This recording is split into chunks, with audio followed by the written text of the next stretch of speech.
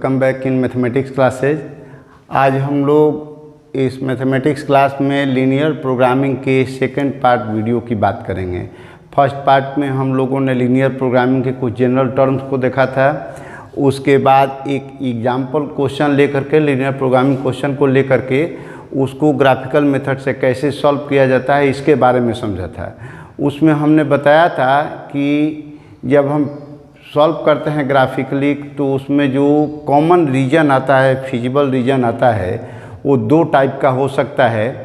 या तो क्लोज्ड होगा, चारों तरफ से बाउंडेड होगा, और नहीं तो ओपनड होगा, एक साइड में आपका इनफाइनाइट तक बढ़ते जाएगा। तो क्लोज्ड में जब था तो हमने कल क्लोज वाला एग्जाम्पल लिया था। मेनली ये डिस्कस भी किए थे कि क्लोज हो चाहे ओपन हो, क्लोज का पूरा प्रोसेस जो ओपनड है उसका 90% प्रोसेस दोनों सेम ही है। खाली ओपन की स्थिति में एक स्टेप और आगे बढ़ना पड़ता है, नहीं तो बाकी सारा प्रोसेस सेम होता है। तो आपसे मेरा सजेशन ये रहेगा कि आप इससे जो क्वेश्चन हम एकॉप्ट किए हुए हैं अनबाउंडेड रीजन के लिए उसको देखते हैं। और जो लोग पहले कम समझे होंगे, थोड़ा या छूट गया होगा वीडियो, तो वो भी देखेंगे तो ये मेथड समझ लेंगे। प्रीवियस वीडियो को देखेंगे तो ज़्यादा डिटेल्स में मिल जाएगा। यहाँ भी हम उस सारे स्टेप की चर्चा करेंगे जिस स्टेप से हम क्वेश्चन बनाते हैं, तो यहाँ भी केयर करेंगे। तो प्रीवियस वीडियो की बात यहाँ भी रिपीट की गई है तो और ज़्यादा क्लियर हो जाएगा और आपको आसानी से समझ में आ जाएगा। और ये दो क्वेश्चन बनाने के बाद, जैसे आज एक क्वेश्चन ये बनाएंगे और एक पहले वाला बनाए हैं जिसमें बाउंडेड रीजन की बात है, उसके बाद एक और टाइप का क्वेश्चन आपका 7 में दिया है। थोड़ा सा हम हिंट करेंगे उसको, ग्राफिकली हम आपको हिंट कर देंगे जिससे आपका क्वेश्चन बन जाएगा। इसके बाद इस एक्सरसाइज के सारे क्वेश्चन आप आराम से बना सकते हैं। अगर आपको किसी क्वेश्चन में प्रॉब्लम हो तो आप हमको कमेंट्स में या व्हाट्सएप से भेज करके उसका सॉल्यूशन प्राप्त कर सकते हैं, समझ सकते हैं, पार्टिकुलरली भी समझ सकते हैं। कोई जरूरी नहीं है कि हम ग्रुप वीडियो में ही देंगे। आपका इंडिविजुअल प्रॉब्लम है, आप डायरेक्ट पूछेंगे, हम व्हाट्सएप से कंसल्ट करके आपको उसका भी सॉल्यूशन दे देंगे। लेकिन ये जब आप वीडियो को पूरे शुरू से अंत तक स्किप करके मत देखिए, बल्कि जो भी वीडियो देखिए कंटिन्यूअस वीडियो देखिए, क्योंकि एजुकेशन से रिलेटेड वीडियो है। तो उसमें हर एक मिनट में, हर एक बात में कुछ न कुछ खास बात होती है। तो आप स्किप कर जाते हैं अगर, तो वहाँ पर हो सकता है कि आपका सीक्वेंस गैप हो जाए और वहाँ पर समझने में आपको प्रॉब्लम हो सकता है। तो मेरा ये रिक्वेस्ट है कि आप कोई भी वीडियो देखें एजुकेशन से रिलेटेड किसी का भी, तो कम से कम एक बार ज़रूर उसको आप देखें तो थोड़ी देखें तो आपको विशेष समझ में आएगा, कुछ उसकी बेनिफिट मिलेंगे। तो आइए चलते हैं हम लोग इसका। हम फर्स्ट, सेकंड और थर्ड क्वेश्चन अप्ट नहीं किए हैं, डायरेक्ट 4 नंबर अप्ट किए हैं। एक्सरसाइज 12.1 लीनियर प्रोग्रामिंग एनसीईआरटी का एक्सरसाइज है। जैसा कि आप जानते हैं कि हम एनसीईआरटी सीरीज ही चला रहे हैं, तो ये सब एनसीईआरटी का ही है, ठीक है। अब इसमें आप पूछ सकते हैं कि आप 4 नंबर ही क्यों ऑप्ट किए। तो 4 नंबर ऑप्ट इसलिए किए कि इसमें हमारा अनबाउंडेड रीजन का बात आएगा। तो आप कहेंगे कि आप कैसे समझ गए कि अनबाउंडेड रीजन की बात आएगी। तो हमने आपको प्रीवियस वीडियो में बताया था, अभी भी याद दिला दे रहा हूँ कि कभी भी जब आप ग्राफ बनाएंगे तो उसमें जो कॉमन पोर्शन होगा वो कॉमन पोर्शन देखिए कि चारों तरफ से घिर रहा है कि नहीं। तो घिरेगा तो बाउंडेड, नहीं घिरेगा तो अनबाउंडेड। और हमको बिना बनाए कैसे पता चलेगा, जैसे हमने तो अभी क्वेश्चन बनाया है बाद में, पहले तो क्वेश्चन देख करके कहा कि नहीं ये ऑप्ट किया जाए, ये ओपन का है। तो आप कैसे समझेंगे इसको। तो जो कॉन्स्टेंट्स होते हैं, रिस्ट्रिक्शंस होते हैं, उनमें देखिए अगर ग्रेटर देन और इक्वल टू का है, नॉन निगेटिव कॉन्स्टेंट्स के अलावा जो अदर कॉन्स्टेंट्स दिए गए हैं, अगर वो ग्रेटर देन और इक्वल टू में है तो अनबाउंडेड रीजन होगा। लेस देन और इक्वल टू में है, वेरिएबल वाले पार्ट जो है, लीनियर टर्म जो है लेस देन और इक्वल टू किसी कांस्टेंट टर्म से हैं, तो वहाँ पर आपका निश्चित रूप से ये बाउंडेड रीजन का आएगा। तो 1, 2, 3 वाले जो क्वेश्चन थे सब में था लेस देन वाला। अब इसमें आपका ग्रेटर देन मिल रहा है, तो देखते हैं हम लोग। जैसे लिखा हुआ है कि मिनिमाइज z = 3x + 5y, वैसा ही था क्वेश्चन। कॉन्स्टेंट्स क्या दिया हुआ है, तो x प्लस 3y यहाँ ग्रेटर देन और इक्वल टू 3 दे दिया। अगर ये लेस देन दिया रहता तो बाउंडेड हो जाता। यहाँ भी x plus y greater than 2 है, ये भी लेस देन दिया होता तो बाउंडेड हो जाता, लेकिन दोनों जगह आपका ग्रेटर देन दिया गया है, इसलिए यहाँ पर मोस्ट प्रोबेबल चांस है कि दोनों जब ग्रेटर देन है तो निश्चित रूप से वो अनबाउंडेड रीजन ही होगा। और ये तो आप जानते हैं कि x greater than 0 equal to 0, y greater than और equal to 0 non negative constants होते हैं। अब इसका सॉल्व करते हैं तो पहला स्टेप हम लोगों के पास है कि उसका इक्वेशन निकालना है। तो इक्वेशन निकालिए कि x plus 3y equals to 3 एक इक्वेशन हो गया, x plus y equals to 2 second equation हो गया, x इक्वल्स टू 0 ये y एक्सिस होता है हमेशा तो थर्ड इक्वेशन हो गया, y equals to 0 x axis होता है हमेशा फोर्थ इक्वेशन हो गया। तो इस तरीके से आप चारों इक्वेशन को लिख लिए और नॉन निगेटिव का कोई वैल्यू चार्ट बनाने की ज़रूरत नहीं है। अब इसके वैल्यू चार्ट पर आते हैं। तो वैल्यू चार्ट जैसे यहाँ पर हमने मेथड आपको बताया था कि कोशिश कीजिए कि एक बार x को 0 रखिए, एक बार y को 0 रखिए। कभी कभी कोई आपको ऐसा भी क्वेश्चन मिल सकता है किसी केस में कि जब x का 0 रखते हैं तो उस समय y भी 0 हो जाता है। तो अब आप कहेंगे कि y दूसरा 0 क्यों रखें, तो y दूसरा 0 रखने पर फिर आपका x 0 मिलेगा। तो जब एक बार x को 0 रखे और उसके इसमें y भी 0 आ जाता है तो दूसरे बार 0 नहीं रखना है, दूसरे बार कोई दूसरा एक पॉइंट ले लीजिए जिसके लिए सूटेबल इंटीग्रल फॉर्म में कोई छोटा आपका वैल्यू मिल जाए, जैसा कि आप ग्राफ में 9th में 10th में करते हैं वैसे फॉलो कर लीजिएगा। तो यहाँ हम जैसे 0 रखे x के जगह पर तो 3y इक्वल्स टू 3 होगा, यानी y का वैल्यू 1 मिलेगा। फिर जब x का वैल्यू 3 y का वैल्यू 0 रखेंगे यहाँ तो x का वैल्यू डायरेक्ट 3 हो जाएगा। दूसरे के लिए x plus y equals to 0 तो जब x 0 रखेंगे तो y 2 मिलेगा, y 0 रखेंगे तो x 2 मिलेगा, इसमें कोई डाउट ही नहीं है। बाकी दो को क्लियर हो गया आपका। अब इसके बाद आते हैं ग्राफ पर। तो ग्राफ में हम देख रहे हैं कि इसमें x के लिए 3 तक जाना है, y के लिए आपका 2 तक जाना है, तो उसके हिसाब से हम ग्राफ का नंबरिंग कर लेंगे। हमने ग्राफ को पहले से ही नंबरिंग कर दिया है, जैसे ये 1 2 3 4 5 6 ऊपर तक, -1 इधर, -1 माइनस में ज़्यादा हम नहीं लिए हैं क्योंकि माइनस की हमको ज़रूरत नहीं पड़ती। अब यहाँ पर 1 2 3 4 5 6 अपना ले लिए। अब देखिए पॉइंट हमने बताया था कि 1 बाई 1 एक एक को लीजिए। तो जैसे 0 1 को लिया हमने तो 0 1 हमारा यहाँ पड़ेगा x पर 0 y पर 1, या ऐसे भी समझ सकते हैं कि जब x 0 है तो y वाले पर पॉइंट देखना है, तो y पर 1 यहाँ मिल रहा है तो ये पॉइंट हमने लिख दिया 0 1। इसी तरीके से दूसरा पॉइंट है 3 0, तो 3 0 का मतलब क्या हुआ, 3 x पर 3 या y पर 0 यानी x एक्सिस पर 3, तो हमारा ये पॉइंट हुआ है, हमने लिख दिया है 3 0।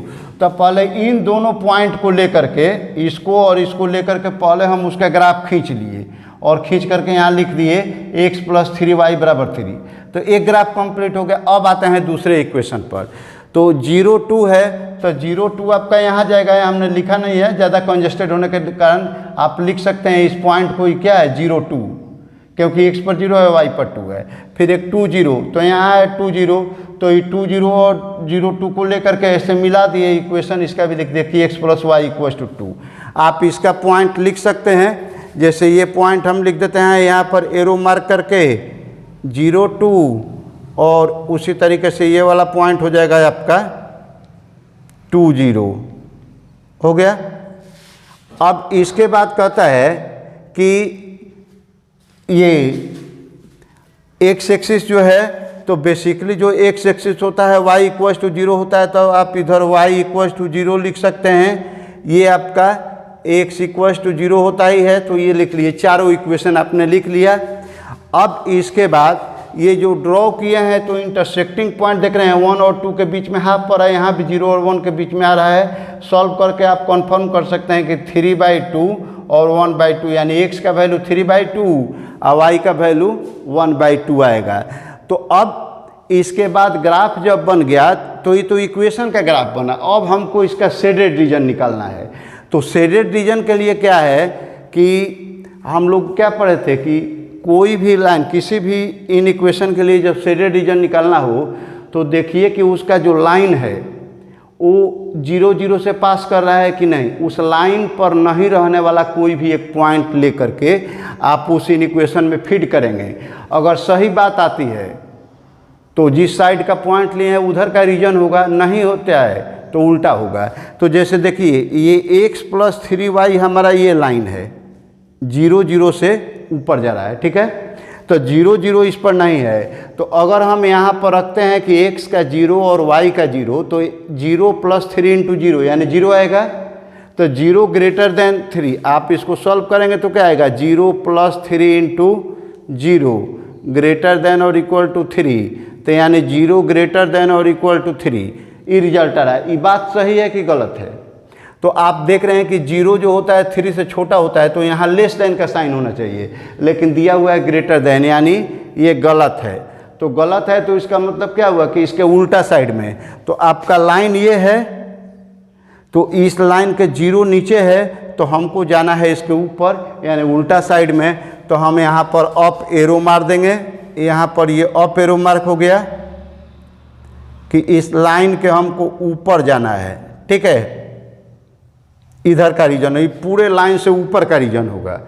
दूसरे में भी पुट करेंगे यहाँ, तो 0 + 0 0 0 इसमें भी, चूँकि इस लाइन पर भी नहीं आ रहा है, देखिए ये लाइन यहाँ से है, 0 यहाँ है आपका, तो यहाँ पर है 0, ये 0 0 पॉइंट है, तो उस लाइन पर नहीं पड़ रहा है। तो हम 0 0 इसमें भी फिट करेंगे, तो 0 + 0 ग्रेटर देन 0 + 0 ग्रेटर देन और इक्वल टू 2, यानी 0 ग्रेटर देन और इक्वल टू 2। ये भी बात गलत है, ठीक है। तो ये गलत हो गया, तो इसका मतलब क्या हो गया कि हम इसको भी बाहर में करेंगे 0 0 वाले के उल्टा साइड में, तो ये भी इधर हो गया, देख रहे हैं। x का बात तो ये तो जानते ही हैं कि ऊपर होता है, इसका भी इधर होता है। तो अब आपका कॉमन पोर्शन क्या मिल रहा है, इस लाइन के इधर, इस लाइन के ऊपर, इस लाइन के भी इधर और इस लाइन के भी इधर, यानी इधर का ये पूरा पोर्शन आपका शेड हो गया, पीछे वाला नहीं हो रहा है। ये सब आपका शेडिंग कर दीजिएगा, ठीक है। यहाँ से है ये जो लाइन है इसका शेडिंग हो गया, इसके x एक्सिस के ऊपर ही जाएगा, नीचे वाला नहीं होगा। तो अब इसमें आप क्या देखेंगे कि इसके 3 कटिंग पॉइंट या कॉर्नर पॉइंट मिल रहा है। एक पॉइंट ये मिल रहा है, एक पॉइंट ये मिल रहा है और एक पॉइंट ये मिल रहा है। इसका नाम हम A लिख देते हैं, इसका नाम हम B लिख देते हैं और इसका नाम हम C लिख देते हैं। तो A B C 3 पॉइंट हो गए। तो हम अब कॉर्नर पॉइंट निकालेंगे, वही जो काम हम करते हैं पहले से, कॉर्नर पॉइंट वाला निकालने वाला कैलकुलेशन। तो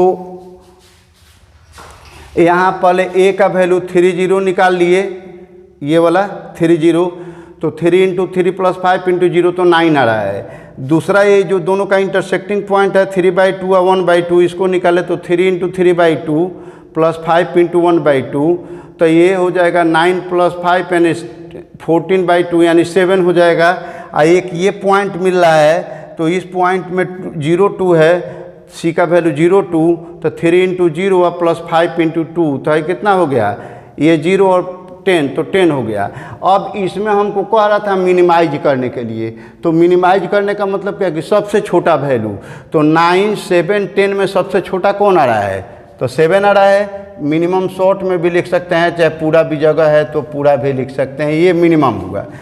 अब अगर ये बाउंडेड रीजन रहता तो जो सबसे छोटा वैल्यू मिनिमम आया वही आपका आंसर हो जाता है, क्योंकि बाउंडेड रीजन में 1 और मोर पॉइंट जो मिलते हैं किसी न किसी कॉर्नर पॉइंट पर या बाउंड्री लाइन पर ही मिलते हैं। लेकिन चूंकि ये रीजन अनबाउंडेड है, खुला हुआ है, तो अनबाउंडेड रीजन के केस में ये बात है कि ये जो मिनिमम वैल्यू हम यहाँ डिसाइड किए, ये मिनिमम वैल्यू हो भी सकता है और मिनिमम वैल्यू नहीं भी हो सकता है, दोनों बात आती है अनबाउंडेड के लिए। क्लियर है? तो अब यहाँ तक जो काम था वो सब आपका, चाहे बाउंडेड हो या अनबाउंडेड हो, यहाँ तक तो करना है सब में। अब यहाँ से ये एक स्टेप आगे बढ़ रहे हैं, चूँकि अनबाउंडेड रीजन है तो आगे कैसे बढ़ रहे हैं, तो देखिए अब क्या करना है कि जो मिनिमम वैल्यू आया है उसी को रखिए z के जगह पर। तो putting z = 7 we get 3x plus 5y, यहाँ पर भी आप रखते हैं 3x plus 5y equals to 7, minimum value रखना है। अब हमको पता करना है कि ये मिनिमम वैल्यू होगा कि नहीं होगा। तो उसके लिए ऐसे थोड़ा सा बुक पढ़िएगा तो वहाँ पर कन्फ्यूजिंग लैंग्वेज लिखा हुआ है, हो सकता है कि आपको समझ में आ भी जाए, कहीं कहीं नहीं भी आएगा। तो उसको बहुत सिंप्लीफाइड फॉर्म में हम आपको कर दे रहे हैं कि जैसे पहले लिख लीजिए कि z का जो वैल्यू आया है उसको लिख लीजिए। इक्वेशन आपका मिल जाएगा 3x plus 5y equals to 7, एक लीनियर इक्वेशन मिलेगा। अब उस लीनियर इक्वेशन का फिर से वैल्यू चार्ट बनाएंगे। तो value chart for 3x plus 5y equals to 7 जो इक्वेशन मिला है उसका हम बनाएंगे। तो अब x y लिख दिए। तो देखिए इसके वैल्यू चार्ट बनाने में एक कॉमन बात याद रखिएगा कि x के जिस वैल्यू पर या जिस पॉइंट पर आपको मिला है, एक्स वाई के जिस वैल्यू के लिए आपका ये मिनिमम वैल्यू मिला है या मैक्सिमम जो भी कहे आपका जो वैल्यू मिला है, तो एक तो वही पॉइंट हो जाएगा। जैसे ये 7 कब आया था, जब 3/2 और 1/2 रखे थे, तो एक वैल्यू तो आपका 3/2 और 1/2 मिल जाएगा, बिना पूछे हुए इसको लिख देना है, ठीक है। अब हमको एक वैल्यू खोजना है, तो रैंडमली कोई भी वैल्यू खोज सकते हैं आप। जैसे इसमें देख रहे हैं कि यहाँ 3 है, 5 5 7 है, कोई किसी से कटने वाला नहीं है। तो अगर आप देखते हैं कि 1 रखेंगे 0 रखेंगे तो इससे कोई खास फायदा पॉइंट में ही आएगा। तो हम यहाँ पर रैंडमली देख लिए 4 रख लिए, तो 4 रखने पर हमारा ये 12 हुआ, इधर आएगा तो 5y का वैल्यू हो जाएगा -5, यानी y का वैल्यू हो जाएगा -1। आप चेक करके इसको देख सकते हैं। 9, 10, 11 हर बार में आप किए हुए हैं तो देख लीजिएगा। तो एक पॉइंट तो हमारा ये कॉमन रह जाएगा जहाँ पर मिला हुआ है हमको कॉर्नर पॉइंट पर। एक कोई नया वैल्यू ले लीजिए और फिर इन दोनों से रिलेटेड आप उसका ग्राफ बनाइए। तो ये वैल्यू तो आपको ऑलरेडी मिला हुआ है यहाँ पर। अच्छा, दूसरा पॉइंट है 4 - 1। तो देखिए 4 - 1 को खोजा जाए कहाँ है, तो देखिए इसमें 4 यहाँ पर है आपका, ये x का 4 था यहाँ पर, और -1 कहाँ है, तो -1 आ जा रहा है हमारा यहाँ पर। तो दोनों के सामने अगर चलेंगे तो ये पॉइंट जो हमारा यहाँ पड़ेगा, यही पॉइंट हो रहा है हमारा 4 - 1। तो देखिए 4 - 1 वाला जो पॉइंट है, एक पॉइंट तो हमारा ये कटिंग पॉइंट मिला ही था, दोनों का यही पॉइंट था जहाँ पर मिनिमम आ रहा था 3/2 1/2। तो अब इसको और ये पॉइंट जो मिला हुआ है 40, इसको दोनों को हम मिलाएंगे सीधे स्ट्रेट लाइन से। डॉटेड करके भी आप मिला सकते हैं इसको, देखिए डॉटेड करके हमने मिला दिया है, ठीक है, ऐसे। और इसको भी लिख दिया हमने कि 3x plus 5y equals to 7। तो देखिए अब ये लाइन खींचिए, तो ध्यान से देखिएगा, या आप अपने कॉपी पर बना करके इस ग्राफ को देखिएगा, तो देखिएगा कि ये लाइन जो है बस इस पॉइंट को टच करते हुए बाहर बाहर ही निकल जा रहा है। यानी कुछ ऐसा पॉइंट बना हमारा फिजिबल रीजन, और ये जो लाइन हम कि इधर का रीजन पूरा फिजिबल है, ठीक है, और ये ग्राफ आपका गया हुआ है ऐसे। तो यहाँ से जो बना हुआ है रीजन, तो आप जो नया लाइन खींचे हैं वो लाइन कहीं से ऐसे ही टच करते हुए इस पॉइंट को बाहर बाहर निकल गया। ये नया लाइन जो आप बनाए हैं ये टच करते हुए बाहर निकल जा रहा है।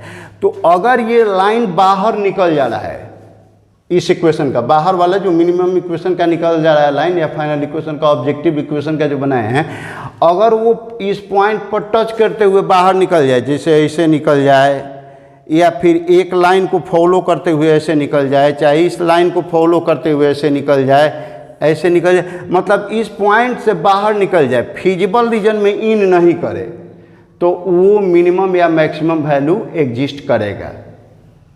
वो मिनिमम या मैक्सिमम वैल्यू, ज़्यादातर मिनिमम 99% केस में निकल आता है, क्योंकि मैक्सिमम पॉइंट इधर हो जाते हैं तो बहुत सारे हो सकते हैं, तो इसलिए मिनिमम पॉइंट निकल आता है, तो मिनिमम पॉइंट आपका वो एग्जिस्ट करेगा।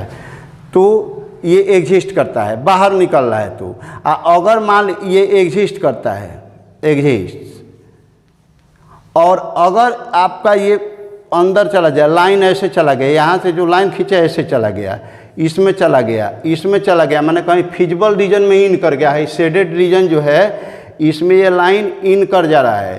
तो अगर इन करते हुए कहीं जा रहा है, इस ग्राफ के बाद जो आप बनाए हैं इसमें इन करके जा रहा है लाइन, तब तो वह मिनिमम या मैक्सिमम पॉइंट नहीं होगा। क्लियर?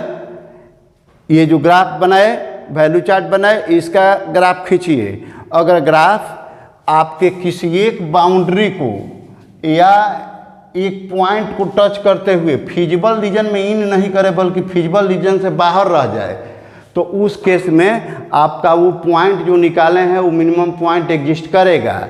अगर आपका फिजिबल रीजन को क्रॉस करता है लाइन, बीच से कहीं से भी जा रहा है, इधर इंटरसेक्ट कर रहा है फिजिबल रीजन को, तो उस कंडीशन में वो जो पॉइंट आप डिसाइड किए हैं मिनिमम पॉइंट, वो मिनिमम पॉइंट नहीं होगा। यानी इस इन इक्वेशन के लिए या इस लीनियर प्रोग्रामिंग के लिए minimum point does not exist, या मैक्सिमम पूछा गया, जो भी पूछा गया तो point does not exist, minimum ही पूछा जाएगा मैक्सिमम में, तो minimum point does not exist. अगर बाहर से गया, ये एक पॉइंट पर टच किया, तो वही आपका मिनिमम पॉइंट एग्जिस्ट करेगा। तो इस तरीके से आपका अनबाउंडेड रीजन का ग्राफ देख लिया। अब इसमें हम लोग कंक्लूजन में क्या लिख सकते हैं फाइनली, ये बात समझने के बाद इसको, कि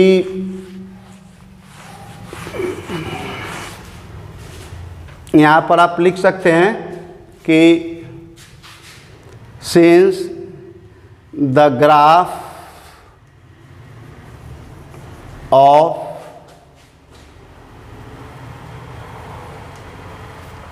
this equation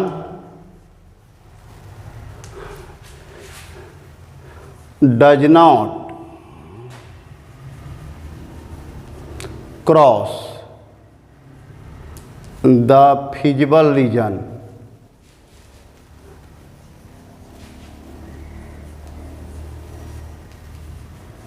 therefore Z equals to 7 is the minimum, Z equals to 7 is the minimum value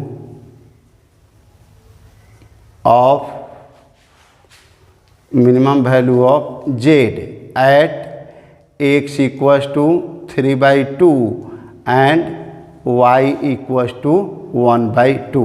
तो ये मिनिमम वैल्यू आपका हो गया। अगर क्रॉस कर जाता बीच से तो आप लिखते कि since the graph of this equation crosses the feasible region, therefore there exist no minimum value of z. बात खत्म। तो इस तरीके से आप बाउंडेड का हो या अनबाउंडेड का हो, आप आराम से इसके क्वेश्चंस को बना सकते हैं। अब इसी में एक क्वेश्चन दिया है कि जैसे so that the minimum of Z occurs eight more than 2 points. तो इसके लिए भी हम लोग थोड़ा सा समझ लेते हैं ग्राफिकली इसको। आइए अब 7 नंबर क्वेश्चन में देखते हैं कि minimise and maximise z equals to 5x + 10y constants दिया गया है, और इसमें आपको दिया गया था कि दिखाइए कि कोई पॉइंट मिनिमम या मैक्सिमम 2 और मोर पॉइंट पर भी एग्जिस्ट करते हैं। तो देखिए सब कुछ तो वही है, ये कॉन्स्टेंट्स दिया गया है, इसका आपने निकाला ये करस्पॉन्डिंग इक्वेशन, फिर वैल्यू चार्ट बना लिए। अब वैल्यू चार्ट इसमें हम कोई ज़्यादा रिपीट नहीं कर रहे हैं क्योंकि ऑलरेडी पहले बताया हुआ है, आप देख लीजिए, जहाँ दिक्कत हो पूछ सकते हैं। x + y का 2 खाली ये इक्वल टू में कन्वर्ट कर देंगे, इक्वेशन हो गया। जैसे वैल्यू चार्ट पहले बनाते थे वैसे बना लिए हैं आपका, तो ये आ गया। एक चीज़ यहाँ पर देख लीजिए कि 0 0 वाला एक मिल गया। जैसे यहाँ पर हमारा था ना x - 2y = 0, तो जैसे x का 0 लिए तो y भी 0 आ गया। तो अब कोई एक दूसरा पॉइंट, जैसे हमने 20 चूज कर लिया है रैंडमली x का वैल्यू, तो y का वैल्यू 10 आ गया, हमने लिख दिया। तो इस तरीके से जब दोनों में एक ही साथ 0 आ जाए तो कोई रैंडमली चूज कर सकते हैं, अदरवाइज x का 0 y का 0 लेकर के बारी बारी से बना सकते हैं। अब इसके बाद आप इसका ग्राफ बनाए, तो ग्राफ में भी क्लियर है, पहले से जान चुके। जैसे 0 60 लिए यहाँ पर, और इसके बाद 120 लिए और 0, तो ये पॉइंट लेकर के इस ग्राफ को मिला दिया है हमारा। तो ये ग्राफ हो गया x + 2y = 120 का पहला इक्वेशन का। इसके बाद x plus y equal to 60 है, तो ये 0 60 था, ये 60 0 लेकर के इसको बनाए तो ये हो गया हमारा x plus y equal to 60। उसी तरीके से तीसरा इक्वेशन, ये तो आपका y इक्वल टू 0 है ही, x इक्वल टू 0 है ही, एक और बचा हुआ है x माइनस 2y। तो एक 0 0 पॉइंट लिए तो हमारा ये पॉइंट हो गया 0 0, ऑलरेडी नोन है, ओरिजिन है। और दूसरा पॉइंट लिए 20 0, तो x पर 20 या y पर 10 ले लिए, 20 10 है तो ये ले लिए, तो हमारा ये पॉइंट हो गया 20 10, इंडिकेट कर दिया गया है। अब इन दोनों पॉइंट को भी मिला दीजिए तो ऐसा लाइन गया। अब हमको इसका रीजन समझना है कि किस साइड में होगा, चूँकि इन इक्वेशन के लिए रीजन चाहिए हमको। तो देखिए ये और ये आपका लेस देन है, तो ये लेस देन है तो इसमें 0 0, जैसे इसमें 0 0 रखा तो सेटिस्फाई करेगा यहाँ पर। 0 प्लस 0 लेस देन 20, यानी 0 लेस देन 20 सही है बात। तो 0 में हमेशा लेस देन वाले में नीचे ही आएगा, तो ये नीचे का एरो मार्क हमने दे दिया। इसके बाद कह रहा है कि x plus y greater than 60, तो जब 0 0 रखेंगे सेटिस्फाई नहीं करेगा, 0 प्लस 0 यानी 0 होगा तो ग्रेटर देन और इक्वल टू 60 नहीं होता है, तो इसलिए ग्राफ उल्टा जाएगा। तो इसका ग्राफ जो ऊपर की ओर, ये जो है आपका x plus y equal to 60 है, तो इसका ग्राफ देखिए हमने ऊपर की ओर एरो दिया है, 0 का अपोजिट साइड में। उसी तरीके से इसमें है कि x minus 2y equal to 0 है, तो इसमें अब देखिए ये ग्राफ तो आपका 0 0 से जा रहा है, तो 0 0 से जा रहा है तो हम 0 0 नहीं रखेंगे उस पर, कोई दूसरा पॉइंट। तो रैंडमली कोई भी पॉइंट, जैसे मान लीजिए कि लाइन से दूसरे पॉइंट ये दिख रहा है 20 0 चाहे 40 0, तो अगर हम इसमें 20 0 रखते हैं तो x का वैल्यू 20 माइनस 0 रखेंगे, 2 इंटू 0 तो 20 माइनस 0, यहाँ पर 20 माइनस 0, तो 20 होगा ग्रेटर देन और इक्वल टू 0।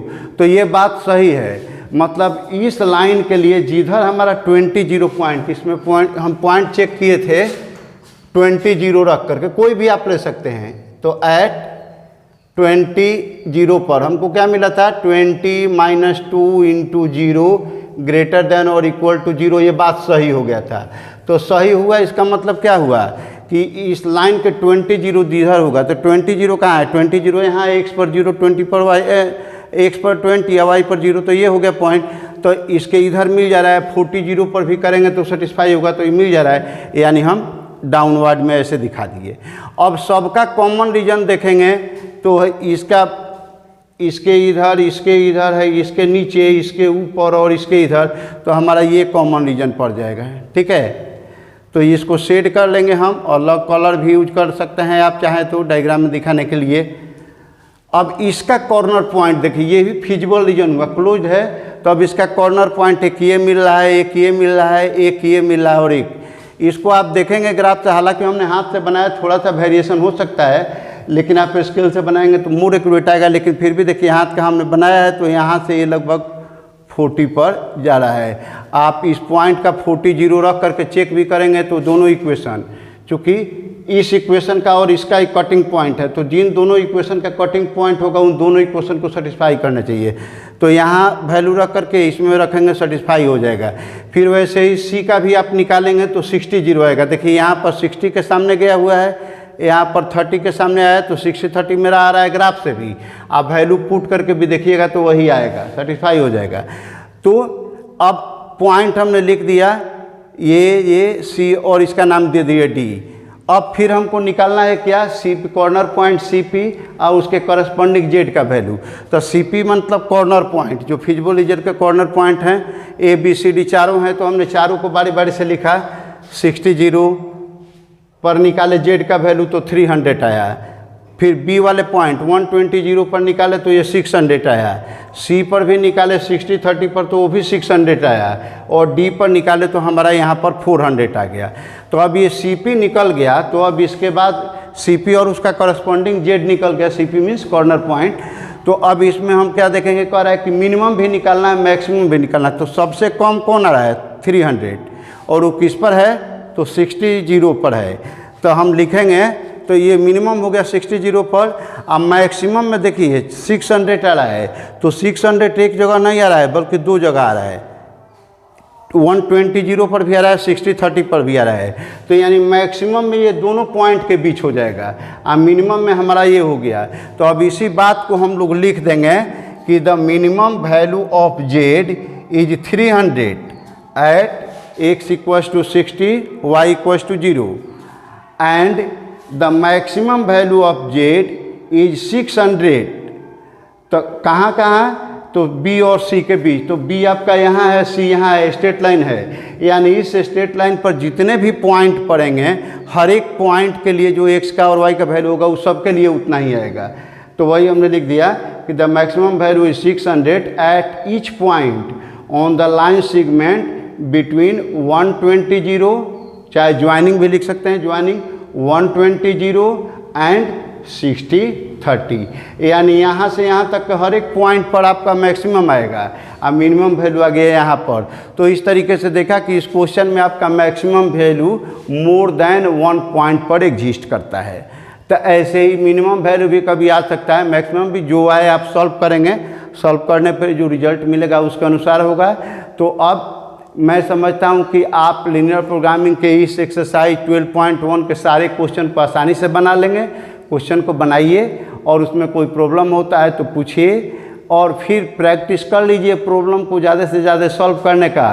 तो हम नेक्स्ट वीडियो में मिलते हैं इन्हीं के वर्ड प्रॉब्लम के साथ। उसमें हो सकता है कि 1-2 वीडियो या 3 वीडियो भी देना पड़े, तो उसको देख करके थीम को समझ लेंगे ताकि हमारा प्रिपरेशन अच्छे ढंग से हो जाए। और उसमें हम आपको इतना डिटेल्स में ये बताएंगे नहीं, वहाँ पर हम आपको इक्वेशन सेटअप करना सिखाएंगे। हमारा मेन फोकस होगा लीनियर प्रोग्रामिंग प्रॉब्लम को अरेंज करने में, और प्रॉब्लम अरेंज हो जाएगा तो सॉल्यूशन का सारा टाइप हम लोग देख चुके हैं, तो इन्हीं के माध्यम से आपको सॉल्व करेंगे। एक आध को हम दिखा देंगे सॉल्व करके, बाकी आपको हिंट करेंगे केवल अरेंज करने के लिए एलपीपी। तो मिलते हैं अगले वीडियो में प्रॉब्लम के साथ। तब तक चैनल से बने रहिए, नए हैं तो सब्सक्राइब कर लीजिए, बेल आइकन को प्रेस कीजिए, अपने फ्रेंड्स में शेयर कीजिए ताकि ज़्यादा से ज़्यादा लोग इसको देखें, फ़ायदा उठाएँ। Thank you, best of luck.